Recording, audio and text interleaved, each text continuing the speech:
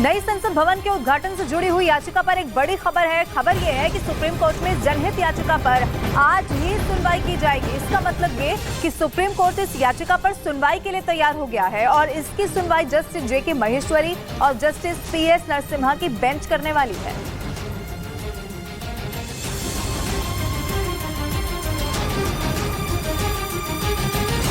तो इस वक्त की ये बड़ी खबर आपको बता रहे हैं 28 मई का, क्योंकि वो दिन होगा जब नई संसद का उद्घाटन होना है। लेकिन उससे पहले जो याचिका दायर की गई है उद्घाटन को लेकर, जो विवाद शुरू हो चुका है, उस पर सुप्रीम कोर्ट सुनवाई को तैयार है और उस याचिका पर खबर यह है कि आज ही सुनवाई होगी।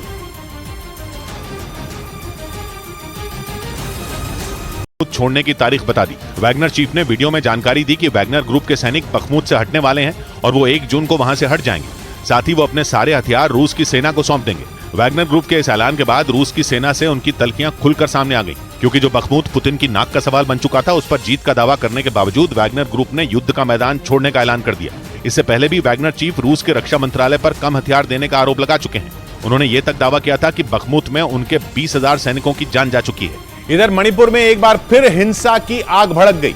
बिष्णुपुर जिले में गुस्साए लोगों ने वहां के एक मंत्री का घर जला दिया और कई जगहों पर तोड़फोड़ और आगजनी की, जिसमें एक आदमी की मौत हो गई जबकि 2 लोग जख्मी हो गए। 3 मई को मेतेई समुदाय और कुकी समुदाय के बीच भड़की हिंसा के बाद वहां कर्फ्यू लगा दिया गया था। उपद्रवियों ने मणिपुर के पीडब्ल्यूडी यानी लोक निर्माण विभाग के मंत्री गोविंद दास कोंथोजम के घर में तोड़फोड़ के बाद आग लगा दी। बिष्णुपुर में हिंसा के बाद अलर्ट जारी किया गया और बिष्णुपुर, पश्चिम इम्फाल और पूर्वी इम्फाल जिलों में कर्फ्यू में दी गई ढील वापस ले ली गई। मुख्यमंत्री एन बीरेन सिंह ने लोगों से शांति बनाए रखने की अपील की। लेकिन हिंसक झड़पों की वजह से मणिपुर के कई जिलों में जरूरी सामान की कीमतें आसमान पर पहुंच गई। इम्फाल में पेट्रोल और डीजल के दाम बढ़ गए तो घरेलू एलपीजी सिलेंडर की कीमत में भी बढ़ोतरी हो गई, जिसके बाद वहां लोगों की परेशानी काफी बढ़ गई, क्योंकि 100 रुपए लीटर मिलने वाले पेट्रोल की कीमत 170 रुपए पहुंच गई। जबकि कुछ लोगों का दावा है कि कालाबाजारी की वजह से एक एलपीजी सिलेंडर के लिए लोगों को 1800 रुपए चुकाने पड़ गए। वहीं सब्जियों की कीमतें भी आसमान पर पहुंच गई। महंगाई और हिंसा की दोहरी मार झेल रहे मणिपुर के लोगों के लिए 2 वक्त की रोटी का इंतजाम करना मुश्किल हो गया, क्योंकि 3 मई को 2 समुदायों में हुई हिंसा के बाद ज्यादातर हिस्सों में कर्फ्यू लगा है। इम्फाल घाटी में ट्रकों की आवाजाही बंद है,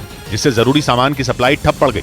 इधर पाकिस्तान में चुनाव कराने की मांग पर अड़े इमरान खान के सुर बदलने लगे और उन्होंने बयान दिया कि वो पाकिस्तान का राजनीतिक संकट सुलझाना चाहते हैं, जबकि इससे पहले इमरान पाकिस्तान में जल्द से जल्द चुनाव की मांग पर अड़े हुए थे।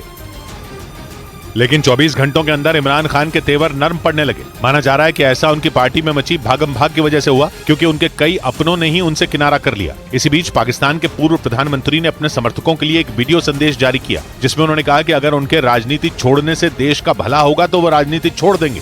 कि मेरे बगैर मुल्क बेहतर चलेगा, चले मैं मुल्क की खातिर ये भी छोड़ने के लिए तैयार। यानी अब तक भड़काऊ बयान देने वाले इमरान के पसीने छूट रहे हैं। उन पर आर्मी एक्ट की तलवार तो लटक ही रही है, उनकी पार्टी भी खाली हो रही है। यानी अगर तुरंत चुनाव हुए तो इमरान के पास लड़ने के लिए सेना ही नहीं है। माना जा रहा है कि इमरान ने इसी वजह से जिद छोड़ने के संकेत दिए और चुनाव की मांग छोड़कर राजनीतिक संकट सुलझाने पर जोर देने लगे हैं।